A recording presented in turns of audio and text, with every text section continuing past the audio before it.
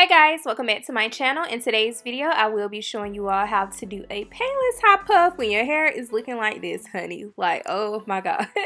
You guys, my hair is like this because I wore like a wide brim hat the other day. And yes, I'm just picking the curls up before we get into making the puff. As you all can see, I still have a lot of definition with my curls, and this is actually an old wash and go. I will link that video in the cards if you all haven't seen that video already. And more importantly, you guys, whenever you do a high puff or you do those top knot buns or just pull your hair in certain hairstyles, you want to make sure you fully moisturize those high risk areas, like thoroughly moisturize. So I am starting off with water. And when I add water to my hair, I have low porosity hair, so I actually have to massage that water in, like thoroughly get the water into my hair, and to make sure that I am reactivating some of the products that are already on my hair, and just making sure that the water is actually getting inside of the cuticle.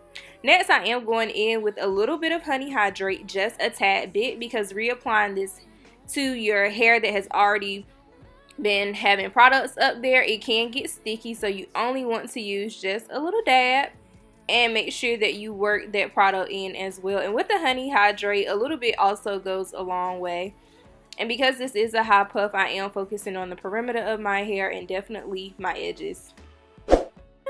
We are definitely going to go in with some black castor oil. As you all can see, I'm focusing on my temples because those are my weakest areas on my head, and I'm also getting the perimeter again. This also helps seal in the moisture, but also helps strengthen the hair as well.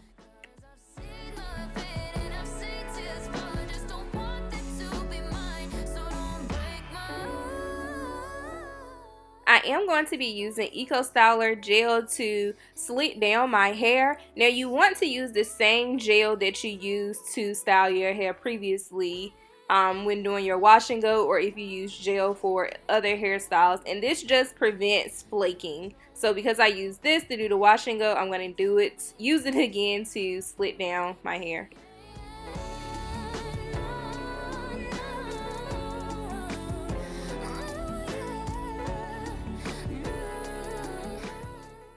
Once you smooth in most of the gel with your hands, you do want to go in with some type of hair tool. I'm using this edge brush. You guys, actually, I don't own any hard brushes anymore, and that was actually to prevent me from doing so many high puffs, because my hair at one point in time was not feeling them. My edges were getting a little weak from high puffs, so I don't do them too often. But you guys, it's so quick of a hairstyle. And you guys, on the left side of my head, we are just going to ignore the little kitchen that I decided that I was just going to skip all over when I gave myself an edge up. But we're going to do that in another video, probably. Show you all maybe how I give myself edge ups. But honey, I just forgot all about that kitchen on the left side.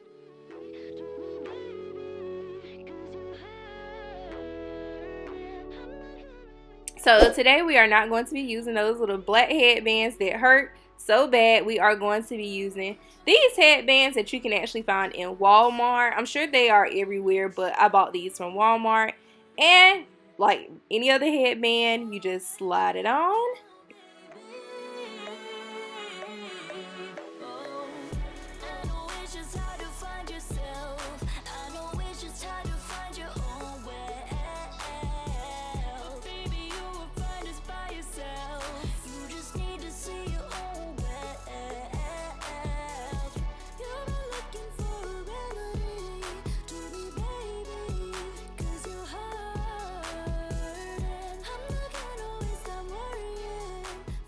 As I push up the back, I am trying to mold the hair into the shape that I would like for it to go. Being that I have shorter hair, I have to kind of train the hair in the way that I want it to go. And that is how I do that. As you all can see, I'm just holding it in place for a bit. And then you fluff to get the shape that you would like.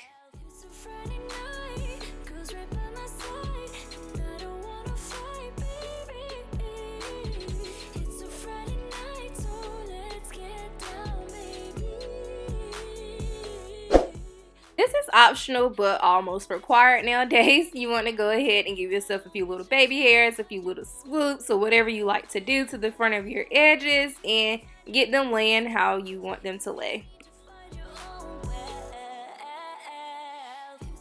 And by the way, I am using the same gel to do this because of course we are avoiding any flakes.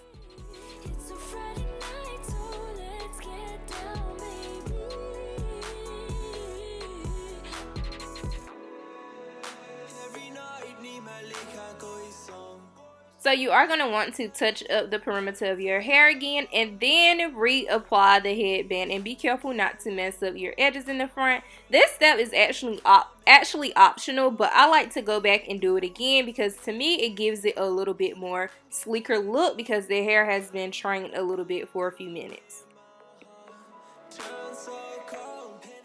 Of course, you need to tie your hair down. If you all are new to my channel, most of you already know this little black scarf comes in handy. You have to tie your hair down. It's like the secret to getting sleek edges, sleek hair. And I'm actually going to let my hair set for 40 minutes. If you have more time, do at least an hour.